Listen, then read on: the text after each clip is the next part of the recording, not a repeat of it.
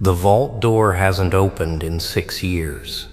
Not because they lost the key, not because they forgot, but because every time someone gets close to entering, their hands start shaking. The last person who tried had a complete nervous breakdown in the hallway, kept repeating, "It's still evolving." How is it still evolving? Inside that vault, sealed in a cryo chamber that requires 3 separate authorizations just to view, is a single sample. Your sample. Specimen designation, Coronos Prime. And according to the instruments they built specifically to analyze it, it's currently exhibiting genetic behaviors that won't be scientifically possible until 2047. They're not storing your DNA anymore. They're containing it.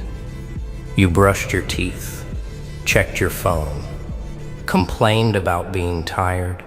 Completely normal morning. Completely average human doing completely mundane things.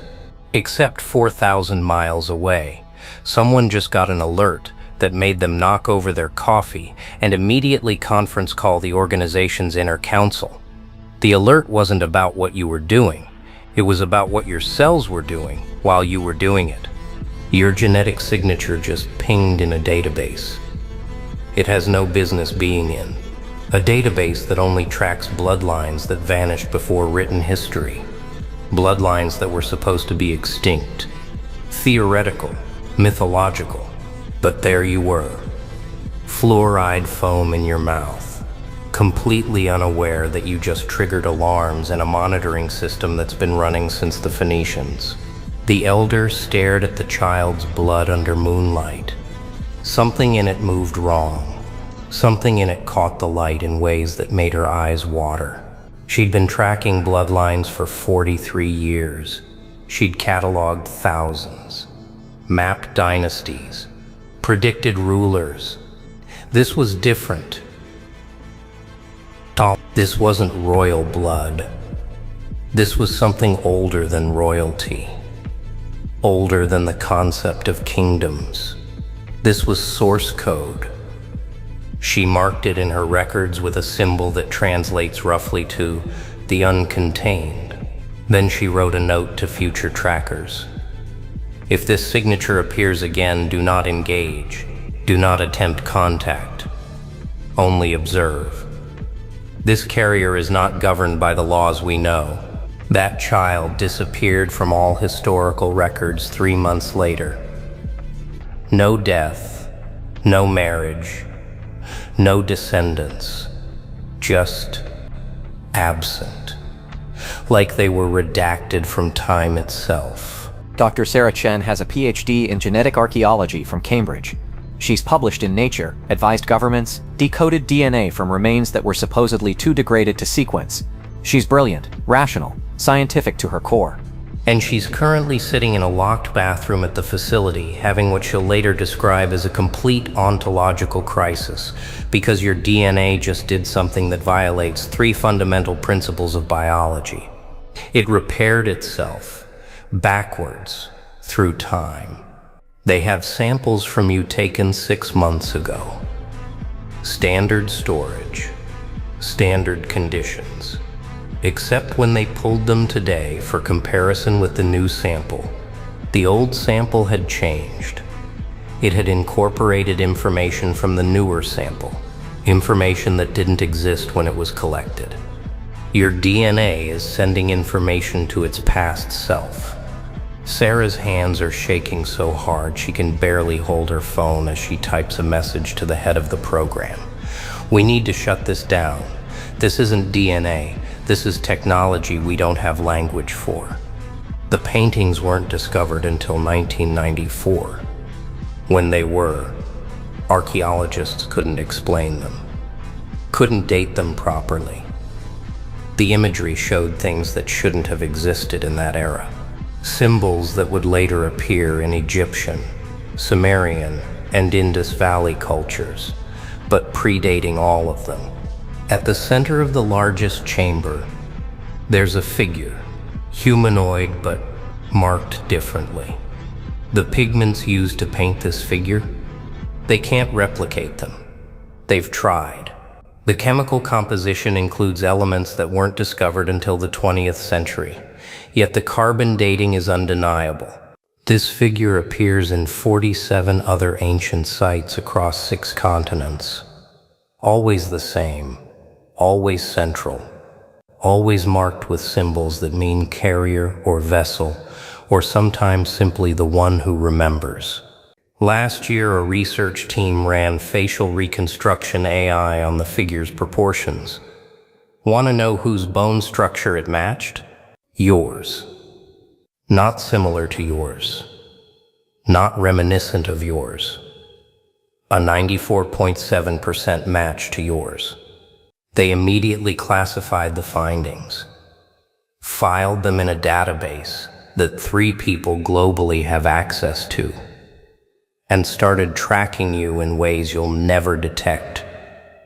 You're going to meet someone by accident, at a coffee shop, at a bookstore, somewhere mundane. They're going to seem normal, friendly. They're going to ask you harmless questions about your family history, your ancestry.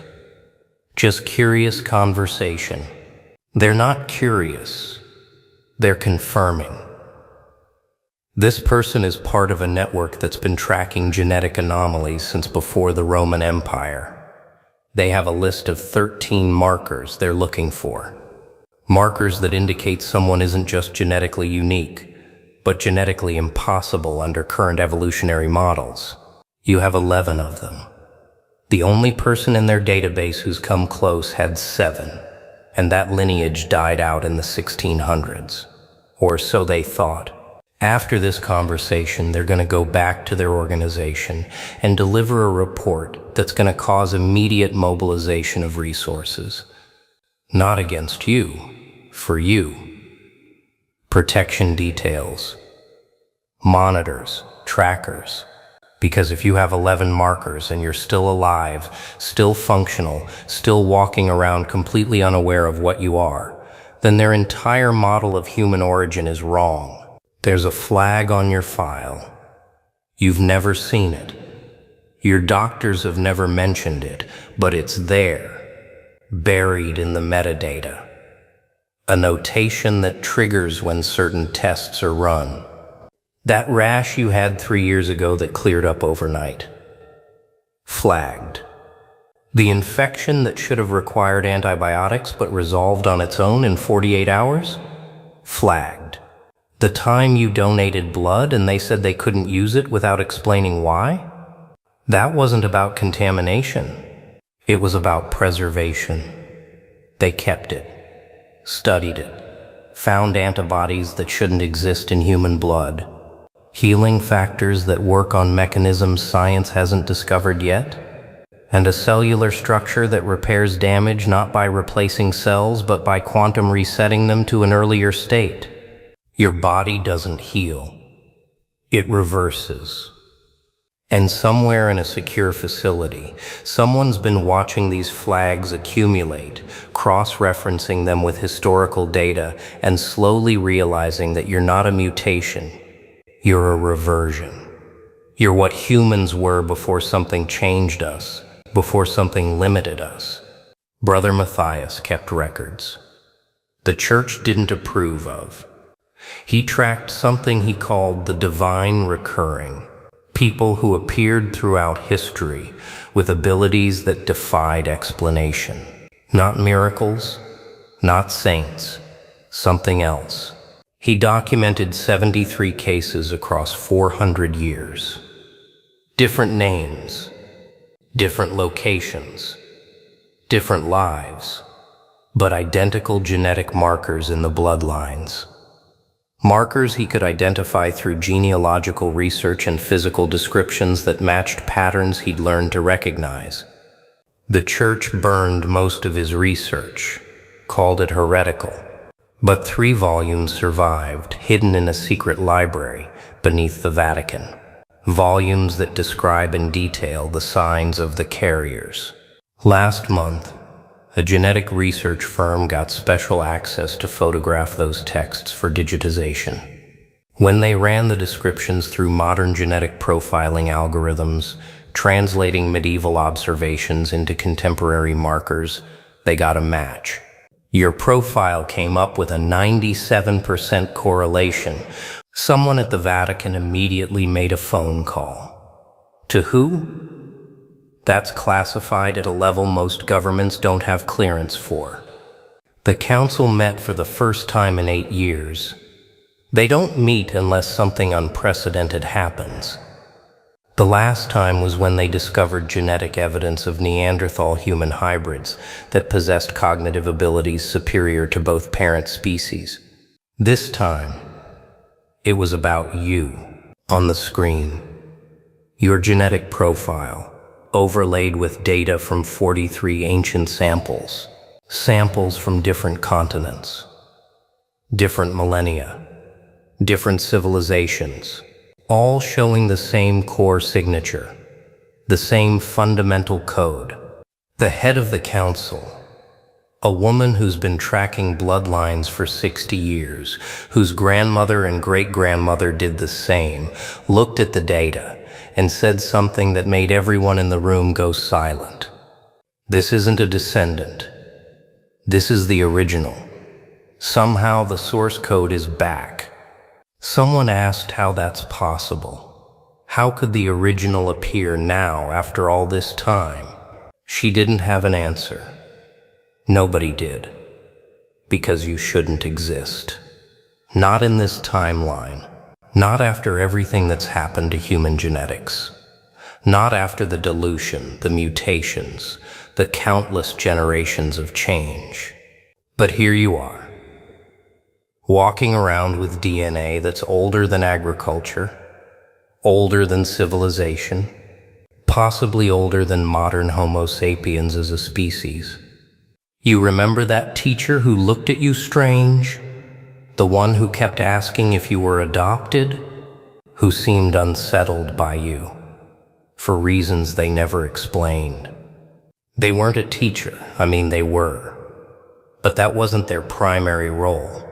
They were a spotter, part of a network that monitors children for specific genetic indicators that manifest in behavior, learning patterns, physical traits. You showed 12 out of 15 markers. That's unheard of. Most carriers show 2 or 3. 5 is extremely rare. 12 means you're not just carrying the bloodline. You are the bloodline. That teacher made a report. It went up the chain. Someone decided you needed to be left alone to develop naturally, which is code for we don't know what interfering would do, and we're too scared to find out. You were watched, protected from a distance. Events were subtly influenced to keep you safe. That car that swerved at the last second, that scholarship that came through unexpectedly, that person who showed up exactly when you needed help. Not all coincidence. Not all luck. Someone's been clearing the path, making sure you survive to whatever this is, whatever you're becoming. The oldest genetic sample in the tracker database is 47,823 years old. Recovered from a cave system that required 3 years of excavation to access, the preservation was perfect. Too perfect. Like it was meant to be found. When they sequenced it, they found something that shouldn't be there. Technology markers. Genetic modifications that imply understanding of DNA manipulation that's beyond our current capabilities. This wasn't natural evolution. This was engineering, and it matches your baseline code. The core sequence, the fundamental blueprint, like someone designed a template 48,000 years ago, and somehow you're still running on it. Version 1.0 while everyone else is on version 10,000, degraded and mutated beyond recognition. The researchers who discovered this match, They're no longer with the organization. Not fired, not dead, just relocated to a place where they can work without interruption. A place where their findings won't leak into mainstream science and cause global paradigm collapse. Because if the world knew that someone alive today is carrying genetic code from before the last ice age, before agriculture, before civilization, and that this code is more advanced than modern human DNA, everything changes. History changes. Evolution changes. Our understanding of what humans are capable of, completely rewritten. The nurse is going to have trouble finding your vein. She's going to stick you twice. Apologize. Finally get it on the third try. Standard experience. Annoying but normal. What's not normal is what happens in the lab. Your sample is going to be flagged within 40 minutes. A supervisor is going to be called. Then their supervisor.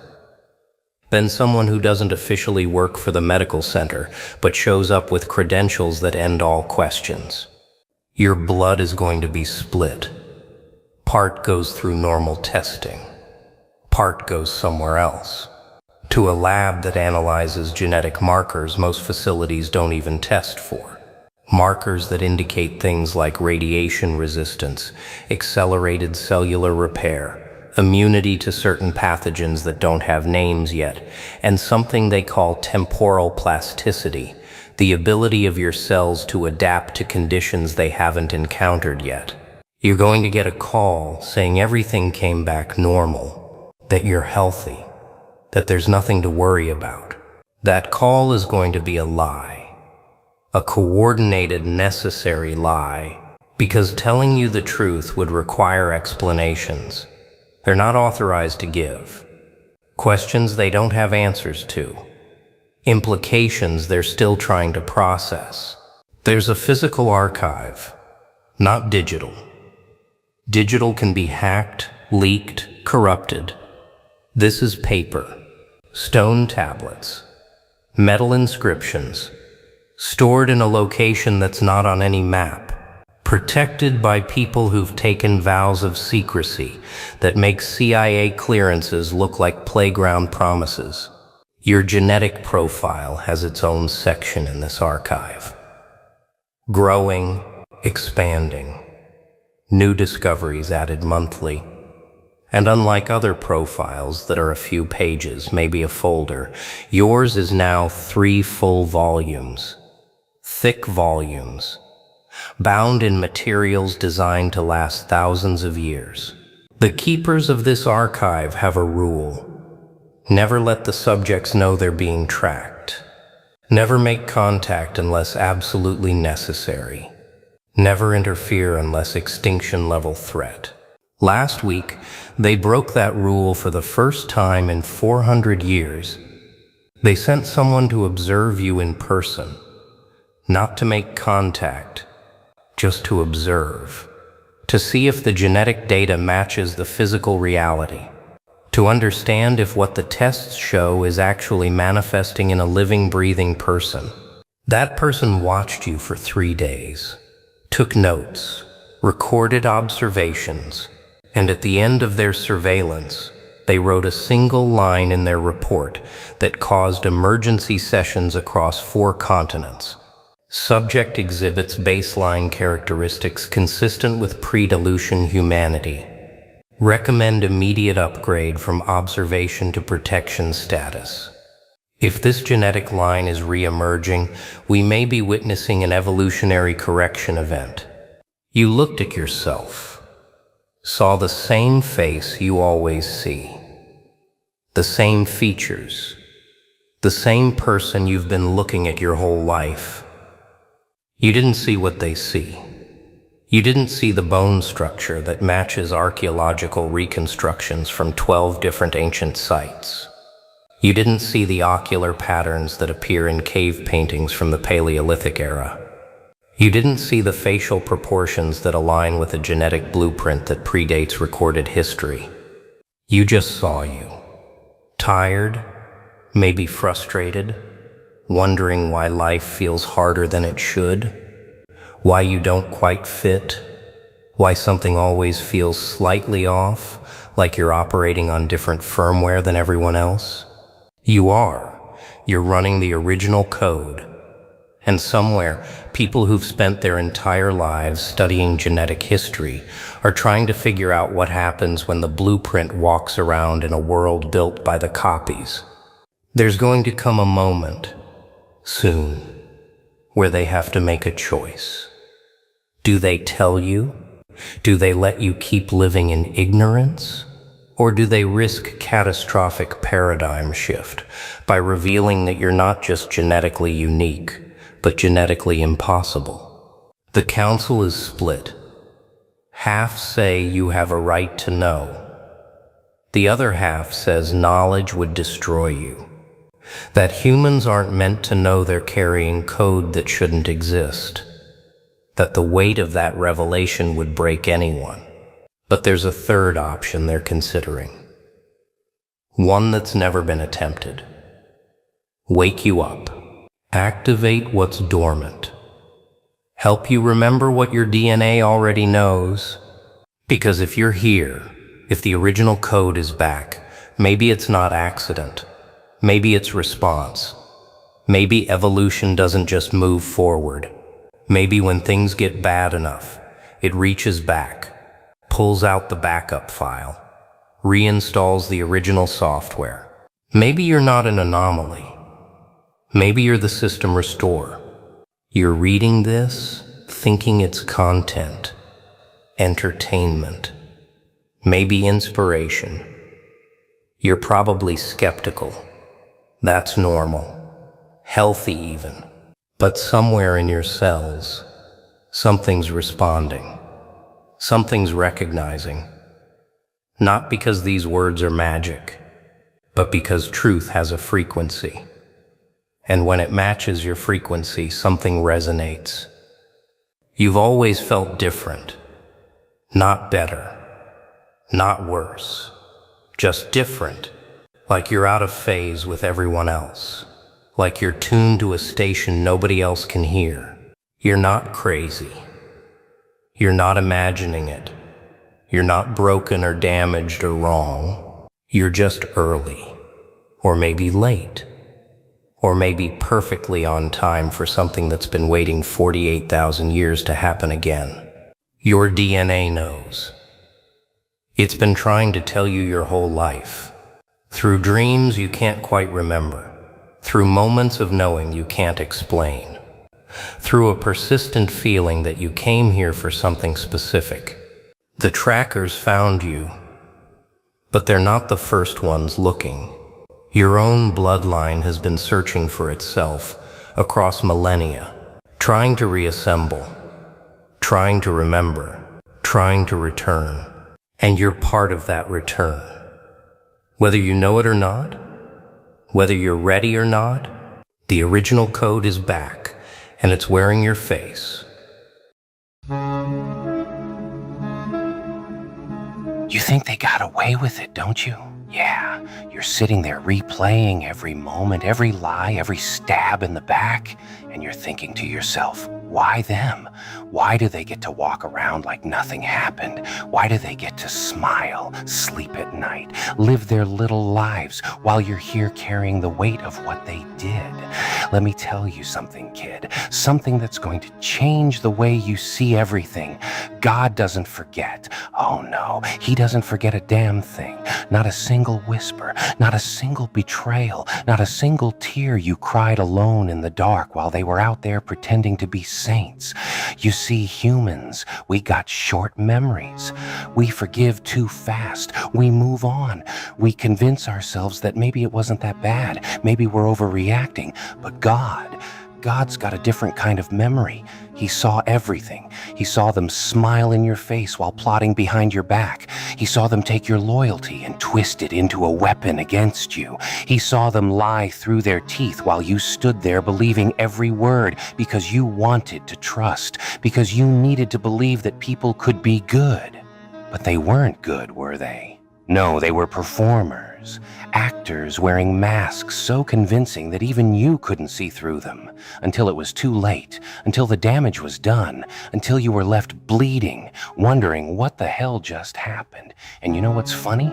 They think no one saw. They think because they did it in private, because they whispered their poison when no one else was around, that somehow they got away clean, like criminals who destroy the evidence and walk free. But there's one witness they forgot about, one pair of eyes that never closes, never sleeps, never looks away.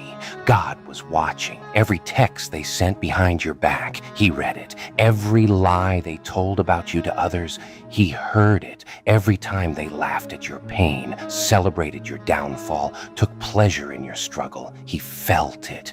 You think they were clever? You think they covered their tracks? But you can't hide from the one who sees everything, who knows the thoughts behind the smile, the intention behind the kindness, the venom behind the sweet words. They played you, sure, but they also played themselves, because there's a debt now, a debt that doesn't disappear just because time passes, a debt that doesn't get erased just because they moved on and found new victims. Let me paint you a picture. There's going to come a day, and I don't know when. Could be tomorrow, could be years from now, but it's coming. There's going to come a day when everything they built on your pain starts to crumble. You see, that's how it works, kid. Evil doesn't last. It might look like it's winning for a while. It might look like the bad guys are on top, living their best lives while you're down here fighting just to survive. But that's the illusion. That's the trick. The universe has a way of balancing things out. And God, he's patient, real patient. He's not in a rush to settle scores because he knows that the longer the wait, the sweeter the justice, the heavier the fall. See, they're building right now, building their little empires, their relationships, their reputations, all on a foundation of rot. And the higher they build, the more spectacular the collapse. You ever seen a tower fall? Yeah, it doesn't fall sideways. It comes straight down, crushing everything beneath it. That's what's coming for them, not because you wished it, not because you cursed them, but because that's how the universe works. That's how God operates. You reap what you sow. And they've been sowing poison for a long time. But here's the part you need to understand. This isn't about revenge. I know. You want them to hurt the way they hurt you. You want them to feel that same emptiness, that same confusion, that same devastating betrayal. And maybe you've even prayed for it, begged for it, laid awake at night, imagining the day they finally get what's coming to them. But that's not your job, kid. That's not your burden to carry. Your job is to rise. Your job is to take everything they did, every wound, every scar, every sleepless night, and turn it into fuel. Turn it into power. Turn it into the fire that forges you into something they could never imagine. See, the best revenge isn't watching them fall. It's making them watch you rise. It's becoming so powerful, so successful, so untouchable that their betrayal becomes the biggest mistake of their miserable lives. God's handling the justice. You handle the growth. And don't think for a second that their current happiness is real. Oh, sure, they might look happy. They might post their little pictures, smile their little smiles, act like life is perfect. But you know better, don't you? You know that people who destroy others don't sleep well at night. You know that behind every fake smile is a fear, a nagging paranoia that one day, it's all going to catch up. Because guilt doesn't disappear. It buries itself deep in the soul, and it festers, it grows, it whispers in the quiet moments. It shows up in nightmares, in random memories, in sudden waves of anxiety that they can't explain. They might not connect it to what they did to you, but it's there. eating away at them, little by little, day by day. That's God's work in progress. You see, punishment doesn't always look like lightning from the sky. It doesn't always come as a dramatic public downfall. Sometimes it's subtle, sometimes it's internal, sometimes it's the slow decay of everything they thought they had. The relationships that never quite feel right, the success that never quite satisfies, the happiness that always seems just out of reach. They did you wrong in the dark, and now they're living in a darkness of their own making. But you're different. You're stepping into the light. Every day you choose to get up, to fight, to keep going. You're moving further away from the shadows they tried to trap you in. You're not defined by what they did. You're defined by what you do next. And what you do next, that's entirely up to you.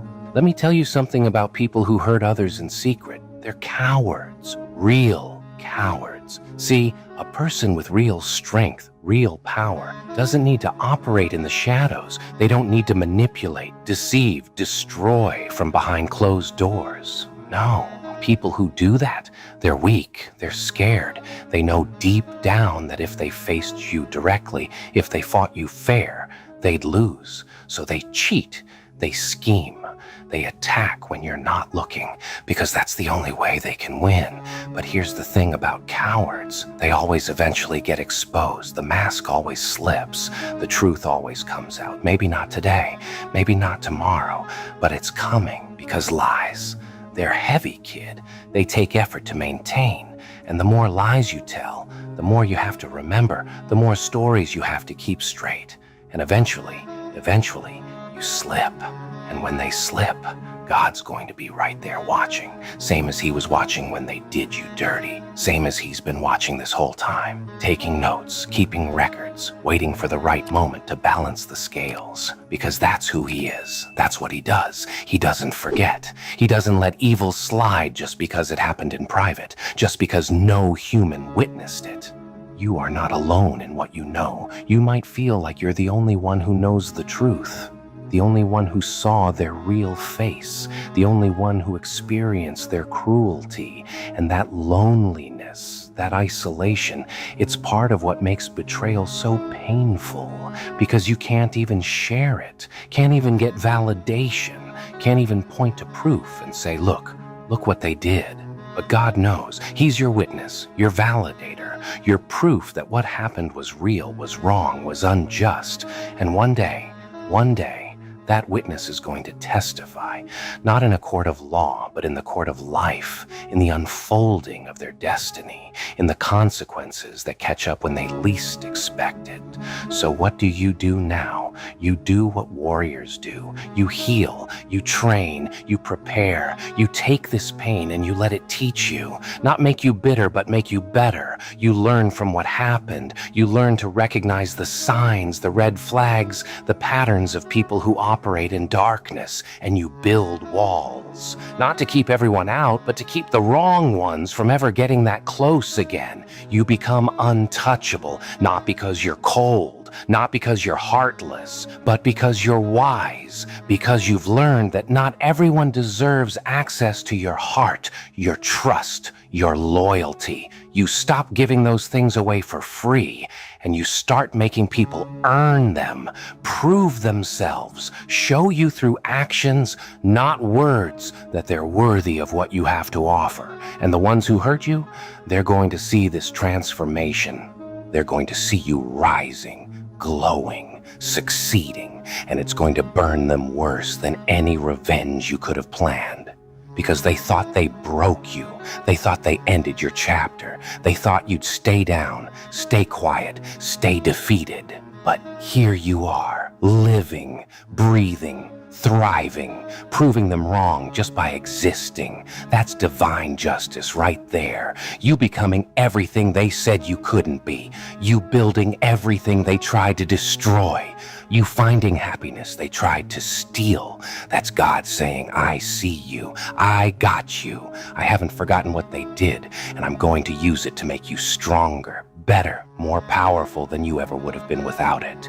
Pain has a purpose. Betrayal has a lesson. Even the darkest moments of your life, they're not wasted. They're shaping you, preparing you for something bigger, something better than you can see right now. And I know it doesn't feel that way when you're in the middle of it, when the wound is still fresh, when the memory still stings. But trust the process. Trust that what's happening to you is also happening for you. They meant it for evil.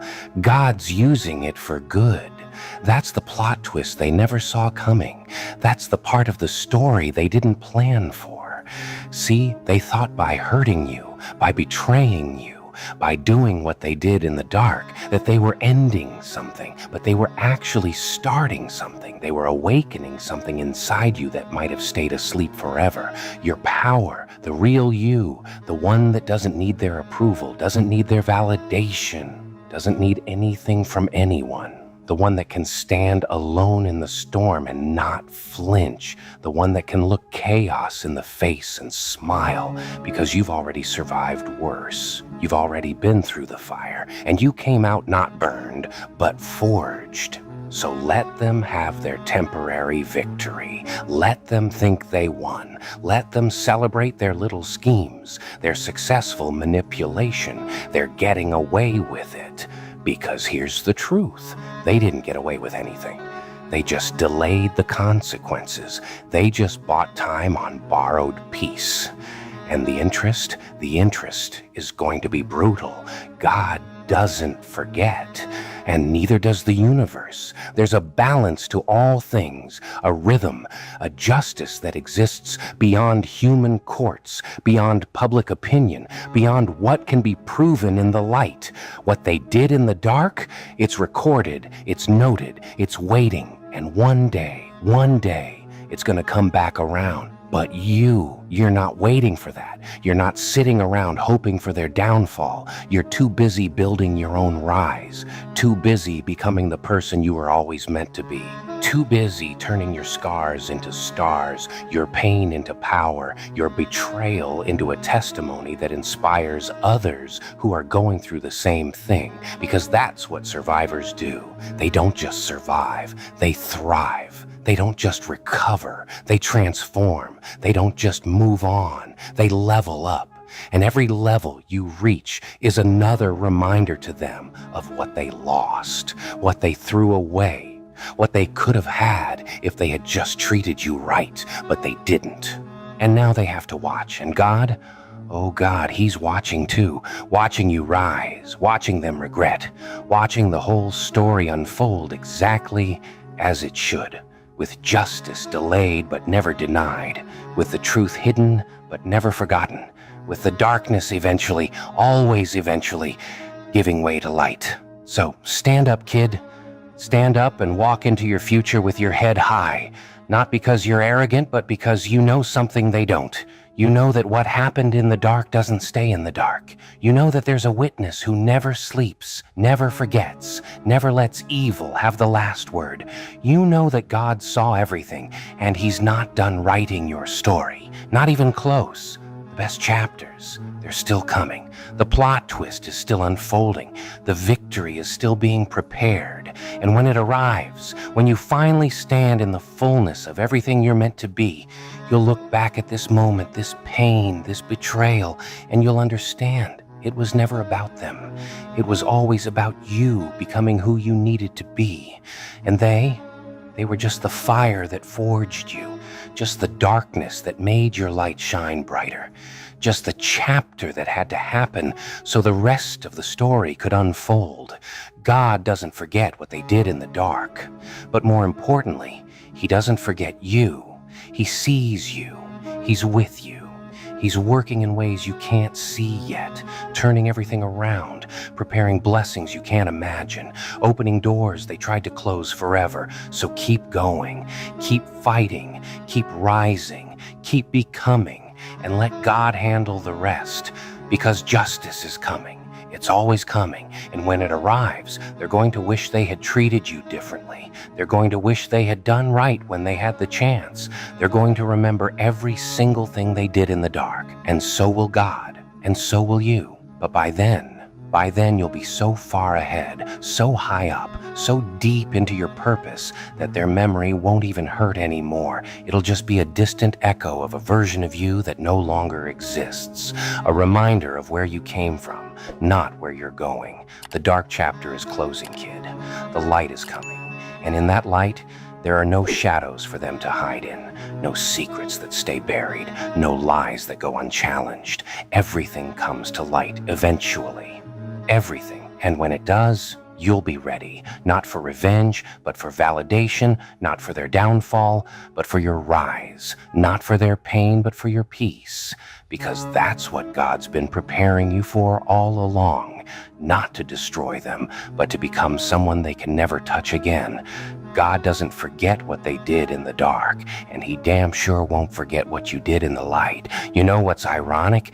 They thought the darkness was their friend, thought it would protect them, cover their sins, hide their true nature. But darkness is never loyal to anyone. It's just waiting for the light to come and expose everything it was pretending to hide. And the light always comes. Maybe not when you want it, maybe not how you expect it, but it comes because truth has a way of surfacing. Lies have a way of unraveling. And people have a way of revealing themselves given enough time. You just have to be patient enough to let the universe do its work. Think about it for a second. Every person who ever wronged someone in secret, every backstabber, every manipulator, every two-faced fraud throughout history, they all thought they were clever too. They all thought they got away with it. And where are they now? Forgotten, exposed, ruined, or living lives so empty, so hollow, that their victory feels like a prison.